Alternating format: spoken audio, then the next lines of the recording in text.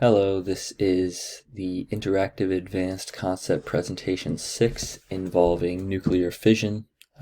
So for this presentation we watched the video on the nuclear chemistry needed for a nuclear bomb to work.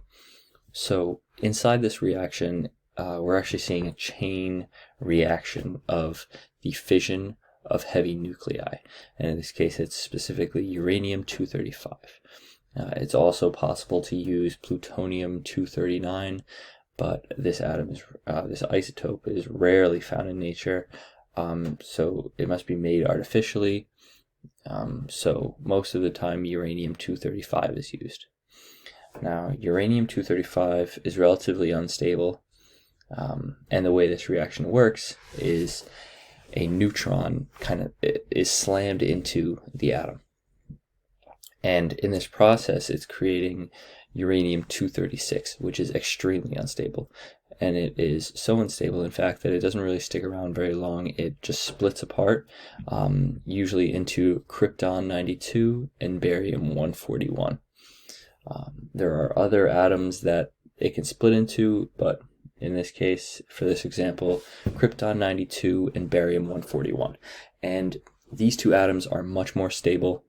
And with this transition from an unstable atom to a much more stable atom, we also see the release of energy.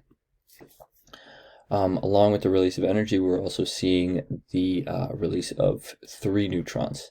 And this is how the chain of reaction essentially happens. These 3 neutrons that are released go on to then slam into 3 more atoms of uranium-235, and this reaction can continue. The neutrons released from that reaction slam into more uranium-235, and it very quickly releases a very large amount of energy. From one of these reactions that I just explained, the energy that is released is relatively small, but given this chain reaction occurring very quickly, a large amount of energy can be released in a very short amount of time. Now, for this reaction to take place, the critical mass must be reached.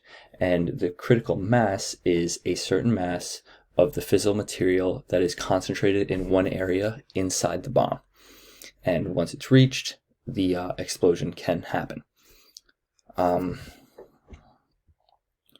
However, for most nuclear weapons, one critical mass isn't enough to create the power that is desired. So 4 to 5 critical masses is generally needed for it to work. And in order to generate that mass, what the technique that is often employed is they create what's called a guided explosion. And by doing this, they add a layer of explosive material to the outside of the bomb, and it is detonated. And when it is detonated, inside the bomb there are obviously all the components for the explosion to take place.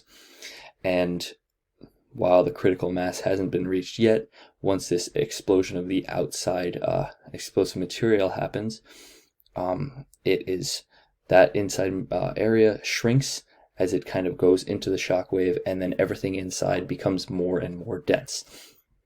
As this density increases, it's able to reach the critical mass, and the explosion is able to happen then. All right, that's about it, guys.